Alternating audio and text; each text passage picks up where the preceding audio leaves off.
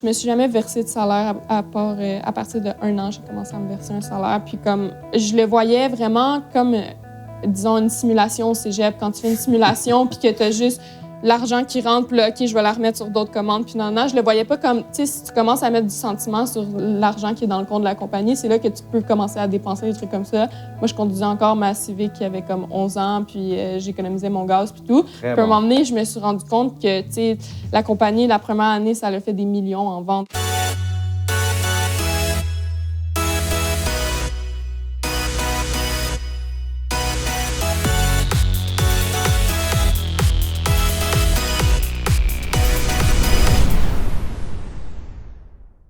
Cette semaine, on accueille une influenceure exceptionnelle, peut-être que vous l'avez vue sur les médias sociaux, mais surtout une femme d'affaires incroyable, Élisabeth Rioux. Comment ça va, mon amie? Enchantée, ça va bien. Enchantée. On ne penserait pas que tu as tout ce petit côté timide-là quand on te voit sur Instagram partout. C'est tellement une ampleur incroyable. 1,5 million de personnes qui te suivent maintenant sur Instagram. C'est la folie.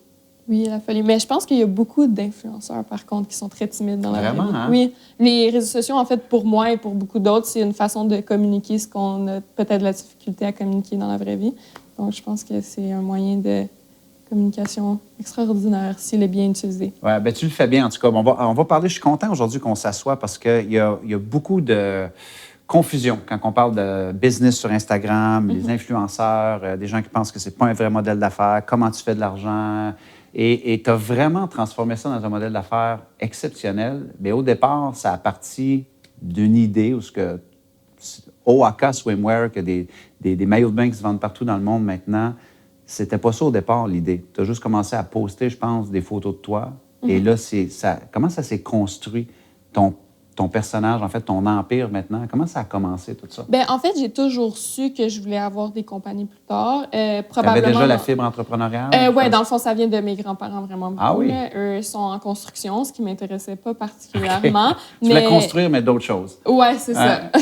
Mais j'aimais beaucoup les vêtements, puis surtout prendre des photos. J'ai toujours vraiment aimé ça depuis que je suis jeune. J'ai toujours eu ma petite caméra numérique, les voyages avec mes parents.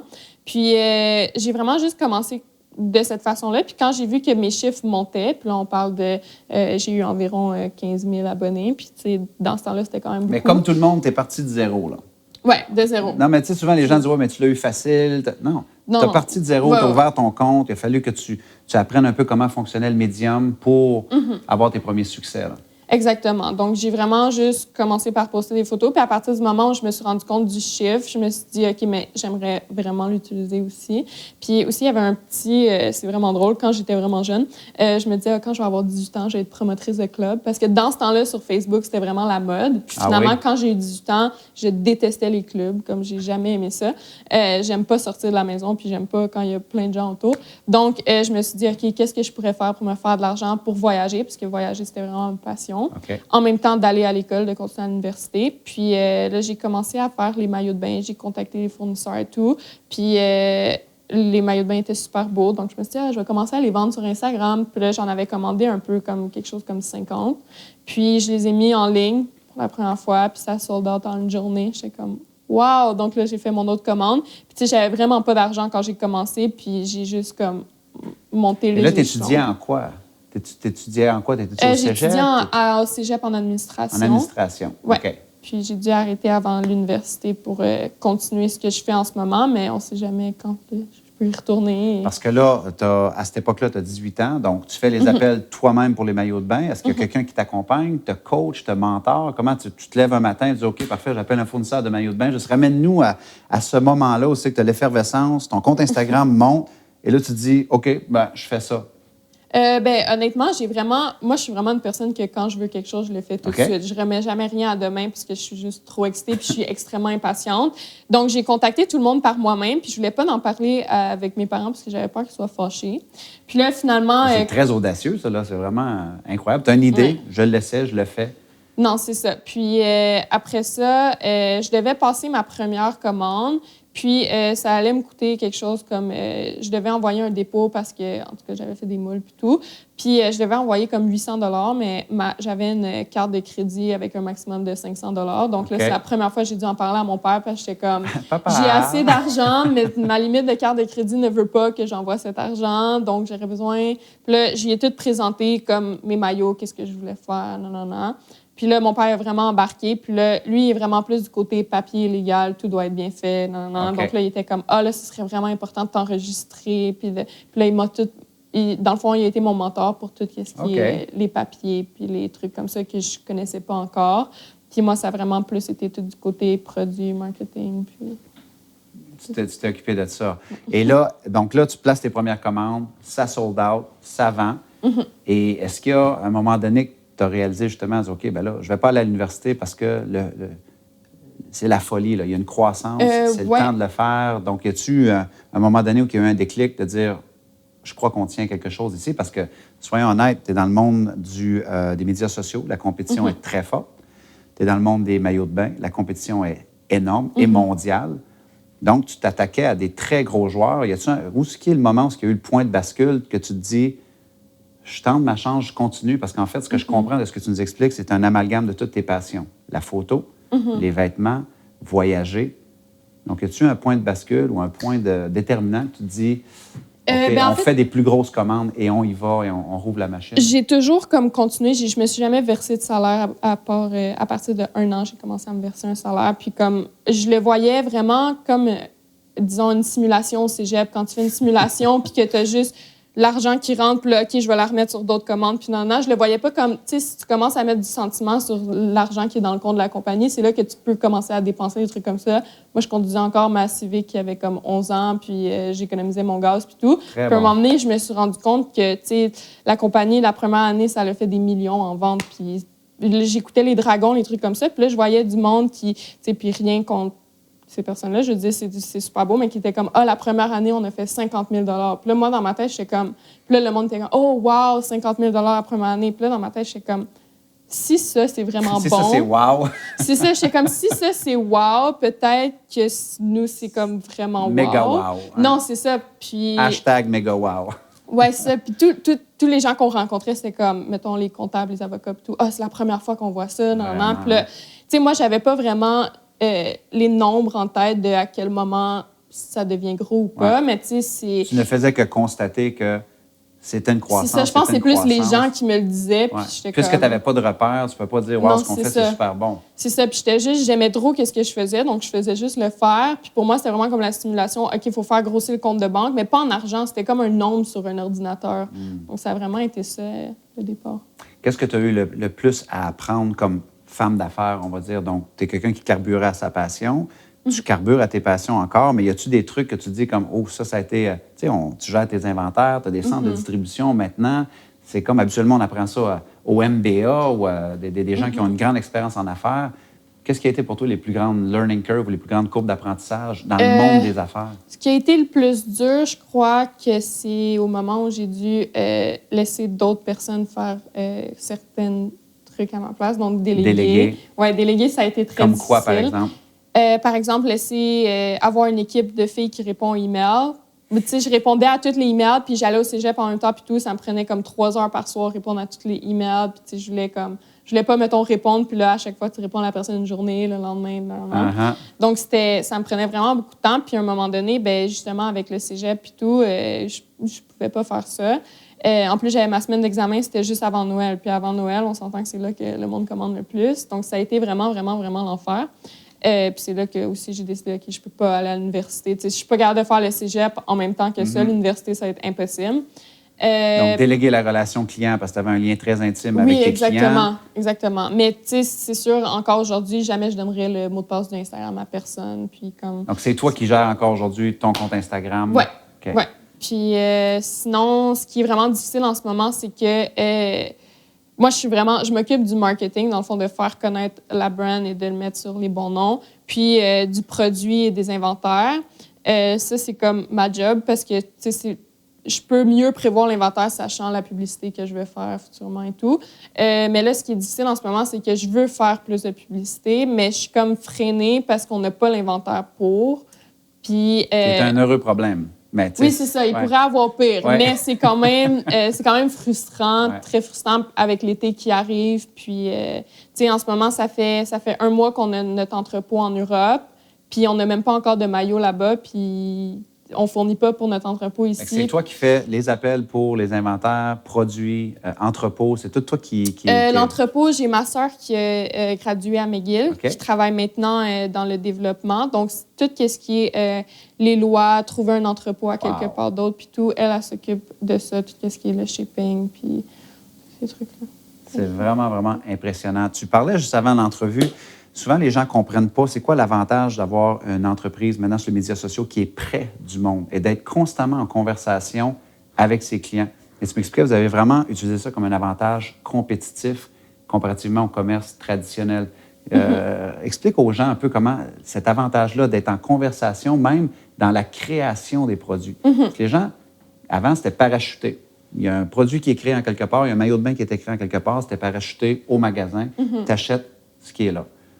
Toi, ton approche était complètement différente. Oui, bien, en fait, moi, je suis juste une personne comme ça en général. Je suis vraiment ouverte, puis j'ai pas vraiment de secret. Donc, au début, c'était pas nécessairement un modèle d'affaires. Mon modèle d'affaires, au début, c'était vraiment la qualité du produit, la différence aussi qui est du néoprène, donc c'est pas le même tissu qu'un maillot de bain normal, puis la différence entre les grandeurs et les types de bas. Puis finalement, je pense que ça a été vraiment un overall d'inclure les gens dans la création, puis dans tout ce qu'on fait dans la procédure. Logiquement, en fait, dans ma tête, je me disais juste, OK, mais tu sais, si moi, je participe à créer un soulier Adidas, il y a plus de chances que j'ai envie de l'acheter parce que j'ai mis ma touche, mais aussi j'ai été présente pendant tout le processus. Donc, à la fin du processus, j'ai envie... Je suis déjà engagée dès le début. Exactement. Ouais. Donc, ça se peut que je sois engagée dans la transaction, que je sois fière, même il y a un sentiment d'appartenance. Exactement. Il y a vraiment un sentiment d'appartenance. Donc, ça ressemble à quoi, par exemple? Est-ce que tu interpelles ta communauté, tu leur dis, je travaille sur un nouveau modèle? Juste amène-nous pour les gens qui nous écoutent, qui sont peut-être entrepreneurs, porteurs de projets, qui oublient d'engager leur communauté aussi. Tu le fais comment, toi? Bien, ça, il y a beaucoup de monde qui garde secret. Mais nous, c'est vraiment, on va mettre un story des échantillons qu'on reçoit. Lequel vous aimez mieux? Quelle couleur on devrait sortir prochainement? Quelle grandeur on devrait sortir entre tel ou tel. Puis là, on regarde, tu sais, comme il y a combien de personnes, quel qui serait le plus avantageux. Puis en fait, dans tout ce qu'on fait, on demande vraiment conseil. Puis des fois, oui, on a aussi des surprises, là, comme des nouvelles couleurs que les gens ne s'attendaient pas, puis qu'on peut demander et tout. Donc, c'est vraiment comme un mix de tout ensemble. Puis c'est aussi, de les inclure, c'est aussi quand on fait des voyages. Nous, on n'emmène jamais des supermodels et des trucs comme ça. On sait que tout le monde peut model pour nos bathing suits. Je suis désolée pour l'anglais. Tout le monde peut être modèle pour nos maillots de bain. Mannequin, modèle.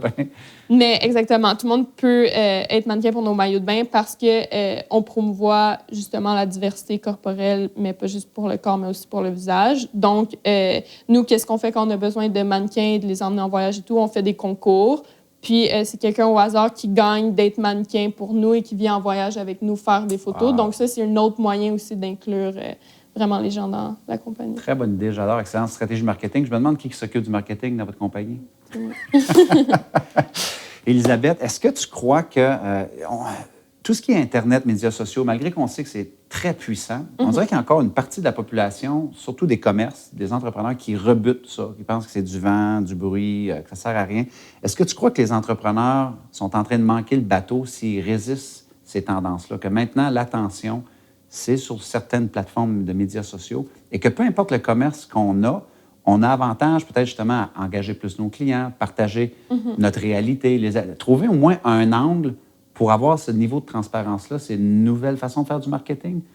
Oui, je pense vraiment que c'est une nouvelle façon. Puis, tu sais, les gens qui ne croient pas, c'est probablement des gens qui ne sont pas nécessairement sur les réseaux sociaux. Puis les réseaux sociaux, c'est extrêmement difficile. Il y a une façon de faire. Puis c'est aussi, les gens essaient toujours de trouver le problème et tout. Donc, tu dois être très agile pour publier sur les réseaux sociaux.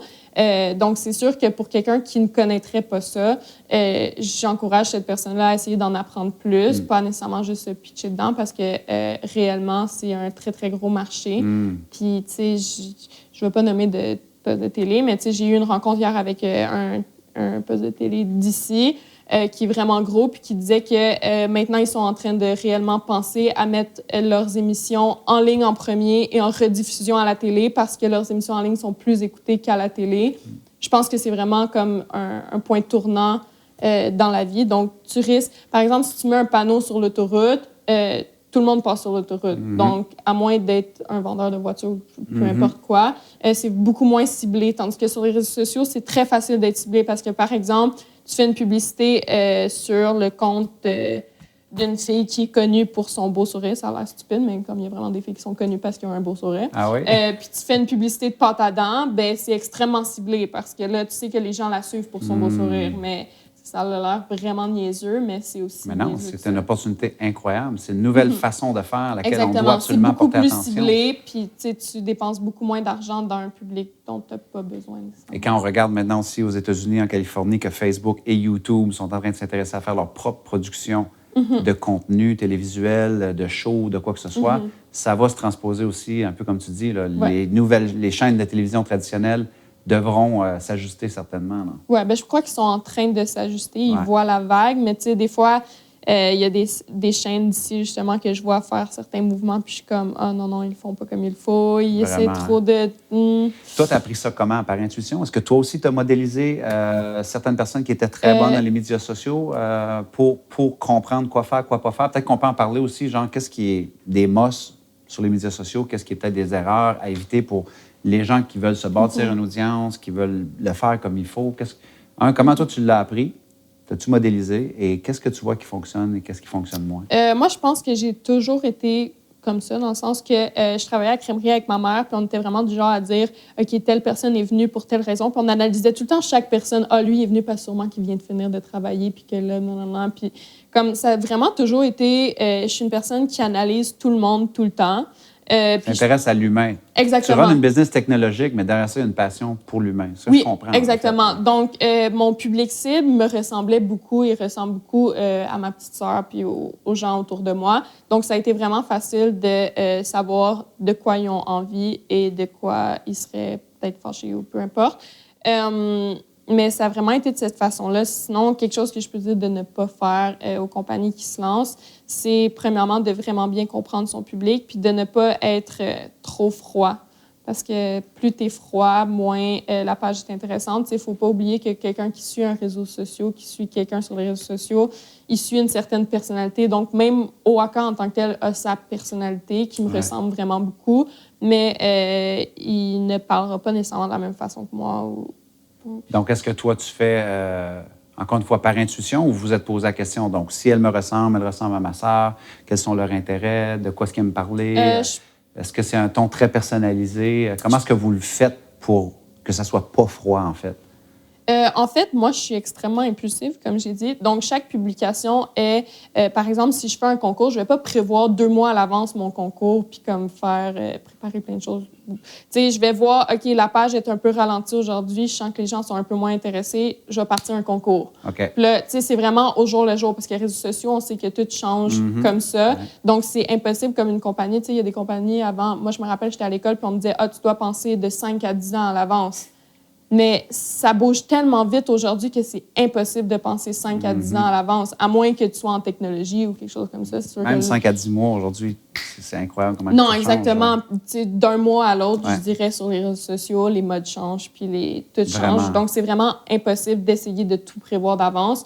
Puis, tu sais, ce que je peux dire, c'est que sur les réseaux sociaux, moi, je rencontre beaucoup de monde qui veulent se partir en entreprise, puis qui attendent que tout soit parfait avant de mettre ça out. Mais tu sais, le meilleur moyen, c'est justement d'inclure les gens dans ton processus parce que c'est beaucoup plus personnel. Donc, non seulement c'est bon, mais en plus de ça, tu vas recevoir des conseils de des gens qui connaissent peut-être des choses puis ça va faire connaître ta marque, ta compagnie. Ça te rend pendant ce humain temps-là. parce qu'ils Exactement. voient tes imperfections, ils voient tes premiers pas, ils voient que tu es ouvert à du feedback. Oui, exactement. Tu sais, si je pense juste au marché en général, il y a environ 10 ans, on voulait la perfection tout le temps. Tu sais, si tu voyais sur une pub de, mettons, une pub de parfum, ben ça allait être, tu sais, la fille vraiment bien faite, le gars avec le visage vraiment symétrique. Puis maintenant, aujourd'hui, si on pense à la mode, mettons, au fashion à Paris, puis des trucs comme ça, c'est tout le temps les gens qui ont des grosses différences. Donc, mettons, quelqu'un albino, quelqu'un qui a des grandes oreilles. Puis, tu sais, on recherche l'imperfection en tant que telle pour le high fashion maintenant. Donc, ça a vraiment comme changé. Donc, pas avoir peur d'afficher peut-être nos imperfections comme entrepreneurs, Exactement. comme entreprise, qu'on pense que c'est des failles, alors que quand on les met à jour, peut-être, mais les gens se reconnaissent, ils sentent peut-être qu'ils font plus affaire avec un humain qu'avec un robot. Exactement. Qui veut avoir l'air parfait. Comment est-ce que, peut-être expliquer aux gens, je pense que ça aurait beaucoup de valeur, comment tu fais de l'argent? Donc, tu as un compte Instagram d'1,5 million, tu as des centres de distribution. Comment est-ce que ça fonctionne? Donc, ton compte Instagram est ta machine marketing, mais derrière tout ça, tu as un site Internet où est-ce que tu vends tes maillots de bain. Mm-hmm. Quoi d'autre aussi? C'est quoi les sources de revenus que tu as attachées à ton empire? Pas moi, personnellement, mais les gens, en général, sur Instagram vont faire de la publicité pour d'autres compagnies. Donc, mais placement de produits? Oui, placement de produits, exactement. Moi, ça m'arrive parfois, mais vraiment juste avec des compagnies que j'adore. Puis, tu sais, ça va être des vêtements. Tu sais, je ne vais jamais faire pour un produit de cheveux ou quelque chose comme ça. Mais sinon, de la façon... moi, avoir ma compagnie, ça a vraiment été ça qui a fait un tournant parce que je peux facilement faire la promotion de ma propre compagnie, puis ça marche beaucoup plus parce que c'est plus personnel que quelqu'un qui n'a pas rapport, qui dirait « Ah, ces maillots-là sont beaux », c'est tout. Puis je fais vraiment un mélange des deux. Donc, j'ai des personnes qui promouvoient la compagnie qui ne sont pas moi et j'ai moi aussi parce que je connais vraiment aussi beaucoup de monde puis on travaille avec d'autres influenceurs. Donc, par exemple, d'autres influenceurs qui sont peut-être dans le domaine vestimentaire ou qui ont des grosses audiences et que tu te dis, bien, ce serait un bon partenariat. Donc, on pourrait appeler ça des partenariats. Tu fais des partenariats avec d'autres personnes qui ont des grosses audiences. Oui, on fait vraiment beaucoup de partenariats. Puis, tu sais, moi, je pense que c'est vraiment la compagnie qui... Tu sais, c'est comme si le marketing de la compagnie passe beaucoup par moi. Puis moi, je suis gratuite en tant que telle. C'est sûr que c'est pas gratuit de faire les voyages, organiser les photoshoots et tout. Mais avec ces voyages-là, j'invite d'autres influenceurs qui auraient peut-être demandé à être payés pour publier. Mais là, vu que tu leur payes un voyage, donc c'est comme ça se rentabilise. Puis c'est de la promotion beaucoup moins chère, les réseaux sociaux, et beaucoup plus ciblé, comme je disais. On regarde les médias traditionnels, journal, radio, c'est très, très cher. Et comme tu dis, c'est moins ciblé. Alors que là, on peut cibler quasiment avec une précision chirurgicale, savoir exactement c'est qui notre cliente idéale. Donc, beaucoup de concours, beaucoup de marketing, des partenariats et maillots de bain. Est-ce qu'il y a d'autres choses qui s'en viennent pour des nouvelles lignes de vêtements? C'est quoi ta vision? On a OAKA Apparel qui va s'en venir, si on est capable d'avoir le stock nécessaire pour OAKA. Mais oui, on a OAKA Apparel qui est déjà tout designé, tout prêt, mais on aimerait sortir ça juste avant que l'école recommence. Donc, ils vont être des accessoires? Ça va être vraiment plus des vêtements. Des vêtements? Mais apparel, donc, c'est comme des leggings, des joggings, des hoodies, des chandails, des trucs comme vraiment simples, mais vraiment plus à l'image et aux couleurs de OAKA. Donc, ça va être quand même assez différent des autres.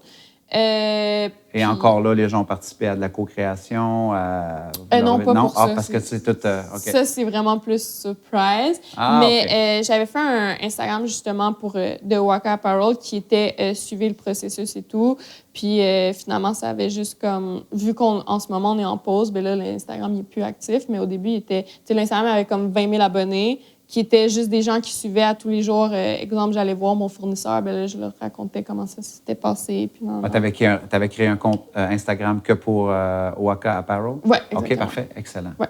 Puis les gens ont vraiment comme suivi ça. Mais là, ce qui est plate, c'est qu'on ne peut pas le sortir tout de suite. Mais de toute façon, ça n'irait pas très bien avec la saison. C'est que le processus a été beaucoup plus rapide que ce qu'on pensait. Donc. Écoute, tu as l'air positive, tu as l'air enthousiaste, tu as l'air déterminée. Est-ce que ça t'arrive comme femme d'affaires d'avoir des coups de mou ou c'est que tu te dis c'est un passage un peu plus difficile? Comment tu les gères? Je pense que c'est normal puis ça arrive tout le temps un peu, mais je suis principalement pas une personne très stressée. Je pense que ce qui est plus difficile, c'est que si je pense à moi et la compagnie, ça me dérange pas. La compagnie pourrait crash demain, puis je sais que mon bonheur à moi personnel ne vient pas de l'argent ou de quelque chose comme ça. Donc, je veux dire, mon chien serait encore là, puis je serais heureuse. Mais, comment il s'appelle ton chien? Gracie. Gracie. Oui. Mais non, c'est ça, j'aurais encore mon chien. Je serais encore heureuse. Mais là, ce qui est plus difficile en ce moment, c'est que mon père a quitté son travail pour venir travailler à OAKA et ma sœur a gradué de l'école de travail pour OAKA et on a aussi une grande équipe. Donc, c'est sûr que maintenant, j'ai comme une espèce de responsabilité de ça parce que c'est sûr que, par exemple, si on passe à mon Instagram, OAKA et mon Instagram sont très reliés et Instagram... Pardon, j'ai une poussière dans l'œil. OK, ça va faire authentique. Oui, exact.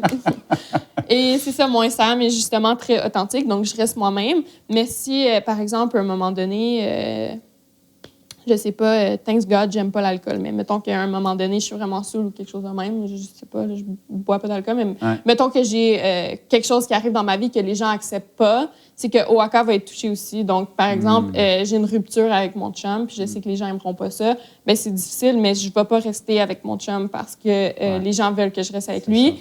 Mais une rupture avec mon chum est une descente de Oaxaca aussi. Donc, c'est sûr que ça, c'est la partie un peu plus difficile, mais je pense que ça fait partie de la game. Puis, au bout de la ligne, je le regrette pas nécessairement parce que, je veux dire, je serais pas rendue là si c'était pas de ça. Cette lucidité-là et ces valeurs-là, ça te vient de où? Parce que je suis certain qu'il y a beaucoup de jeunes qui te rencontrent dire « j'aimerais être célèbre comme toi » parce qu'ils pensent que c'est ça le succès.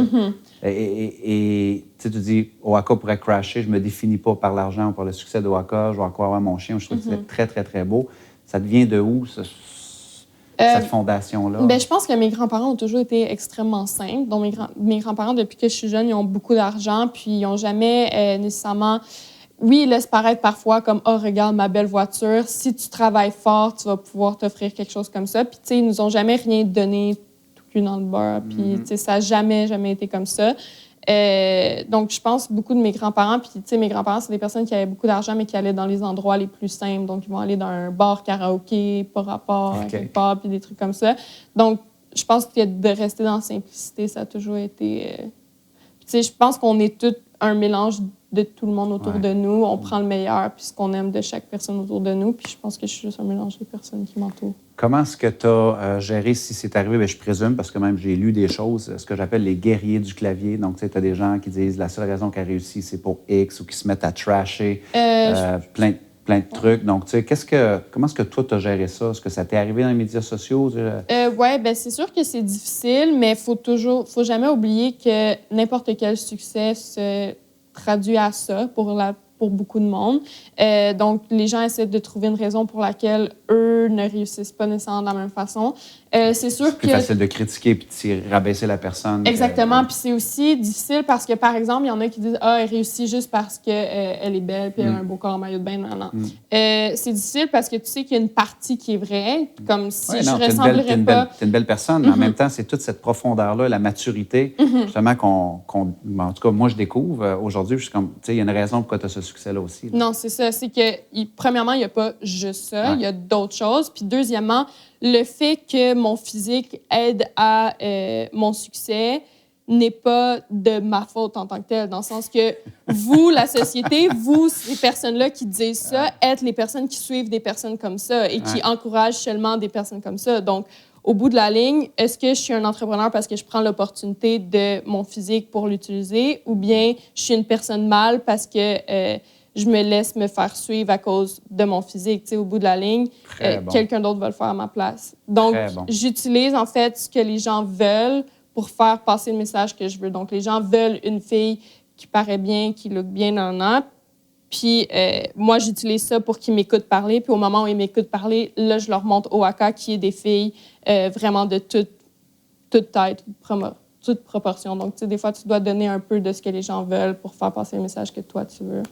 Tu disais avant qu'on ouvre le Kodak que, justement, cette mission-là d'avoir toutes les formes de corps de femmes qui sont les mannequins, qui font des modèles pour vous. Je te demandais, ça te vient de où, cette idée-là? Pourquoi? Tu me racontais que même toi, pour t'habiller, tu avais des restrictions. Non, c'était petite. Donc, juste raconte ça aux gens parce que la façon dont tu attaches ta business a un sens, a une mission, je trouve ça vraiment intéressant. Bien, tu sais, premièrement, c'est sûr que pour la confiance en soi, c'est vraiment meilleur pour les filles, mais aussi pour quand tu magasines des vêtements et surtout en ligne, c'est très difficile de t'imaginer porter un certain vêtement. Tu sais, moi, j'avais pas de seins, je veux dire. Puis c'était difficile pour moi de trouver un vêtement qui allait bien me faire puis de me l'imaginer sur moi. Donc, je m'imaginais des gens qui sont très loin des beauty standards puis du standard qu'on voit en ligne en ce moment. À quel point, eux, ça doit être difficile de se faire une idée, puis de quelle façon, eux, sont supposés de commander en ligne et de faire confiance au produit qui va arriver quand ils n'ont aucune façon de se l'imaginer. Ils n'ont aucun repère visuel. Exactement. Donc là, non seulement ils ont un repère, mais en plus de ça, nous, on a aussi la diversité des visages. Donc, il n'y a pas comme un visage plus beau, parce que la plupart des compagnies qui essaient de faire la diversité vont quand même choisir des supermodels. Puis c'est juste de voir comme la réalité, pas nécessairement les défauts, mais juste les différences, puis le fait que tu dois pas ressembler à une telle chose pour être mannequin puis être vu justement. Tu sais, maintenant, les filles sont super contentes quand ils sont repost sur la page parce que la page a comme 1 demi-million d'abonnés. Donc, quand ils sont repost, les filles sont comme devenues folles. C'est ça. Non, mais c'est en fait de ne pas mettre la beauté dans une boîte et dans un standard, et justement de désinstitutionnaliser. Exactement. La beauté a tellement été mise sur un piédestal, a tellement été stéréotypée que maintenant, on peut se dire comme, hey, il y a de la beauté partout. La beauté est dans l'œil de la personne qui regarde, Exactement. en fait. Ouais. Wow. Hey, écoute, merci beaucoup, beaucoup, beaucoup, beaucoup, vraiment. Beaucoup de valeurs, beaucoup de petits trucs. Et je suis content de t'avoir découvert. Vraiment, belle personne, belle valeur. Où est-ce qu'on peut te rejoindre, Élisabeth? Donc, pour les gens, il y a site Internet, j'imagine, de OAKA. Oui. Sinon, il y a mon Instagram. Absolument, oui. On va tout mettre les liens en dessous, Instagram. OK. Bon, ben tous les liens sont là. Oui, exactement. Et c'est pour quand OAKA Apparel? Ça devrait être fin août. Okay. Pour le début de l'école. Et on te souhaite de trouver un distributeur pour OAKA Swimwear aussi qui peut livrer la marchandise encore plus pour répondre à la demande de ton public à l'échelle mondiale. Merci. Merci. Beaucoup. Alors, merci énormément. J'espère que vous avez retrouvé énormément de valeur dans cet entretien-là, comme moi, j'ai pu en retirer. Je suis curieux de voir laquelle portion de cette entrevue-là vous a peut-être le plus rejoint. Laissez un commentaire, partagez si vous connaissez des gens qui sont intéressés à se réaliser comme Élisabeth a pu le faire. Et sur ce, eh bien, je vous dis au revoir. On se revoit la semaine prochaine pour une autre émission de l'École du succès. Au revoir tout le monde.